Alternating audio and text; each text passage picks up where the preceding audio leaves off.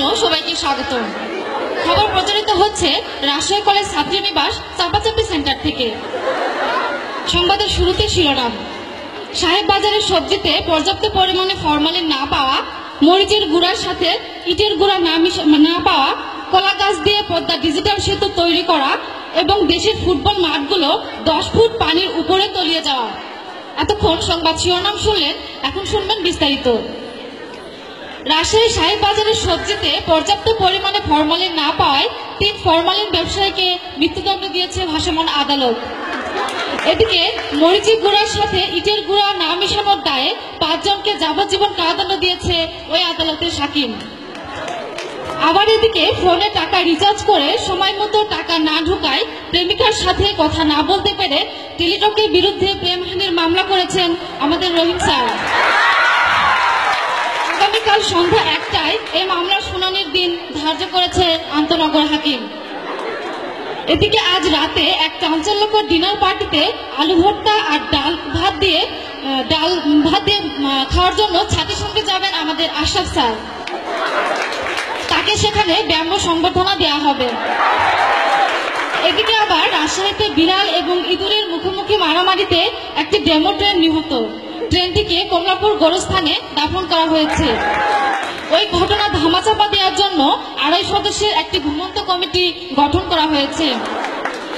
এই ঘুমন্ত কমিটির আহ্বায়ক আমাদের অধ্যক্ষ প্রফেসর হাবিবুর রহমান স্যার। এদিকে আবার রাগিনী MMS 2 দেখে রাজশাহী কলেজ ছাত্রাবাসে এক ভয়াবহ অগ্নিকাণ্ডের সূত্রপাত ঘটে। পরে পদ্মা অয়েলের 3টি তেলবাহী রিক্সা টানা 2 মিনিট চেষ্টা করে আগুন নিয়ন্ত্রণে আনে।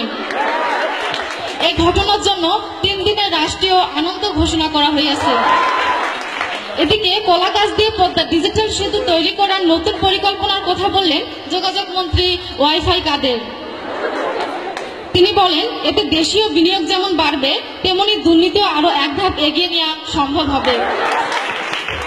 এখন শুনবেন রাজশাহী কলেজ ছাত্রীনিবাসের সাম্প্রতিক কিছু খবর। রাজশাহী কলেজ ছাত্রীনিবাসে পানির হাউজের মধ্যে বিরাট জলোচ্ছ্বাস হওয়ায় ভয়াবহ বন্যার সৃষ্টি হয়েছে। এই বন্যার ফলে রাজশাহী কলেজ ছাত্রীনিবাসের ছাত্রীরা পানি শূন্যতায় ভুগছে। এসব পরিস্থিতি মোকাবেলা করার জন্য হোস্টেল তত্ত্বাবধায়ক আশরাফ স্যার এবং শামিমা ম্যাডাম যৌথভাবে উদ্যোগ গ্রহণ করবে বলে আশা করা যাচ্ছে। এবার খেলাধুলার সংবাদ। দেশের ফুটবল মাঠগুলো 10 ফুট পানির উপরে তলিয়ে যাওয়ায় দেশের ক্রীড়াঙ্গনে আপাতত 140 ধারা জারি করেছে ক্রিকেট বোর্ড।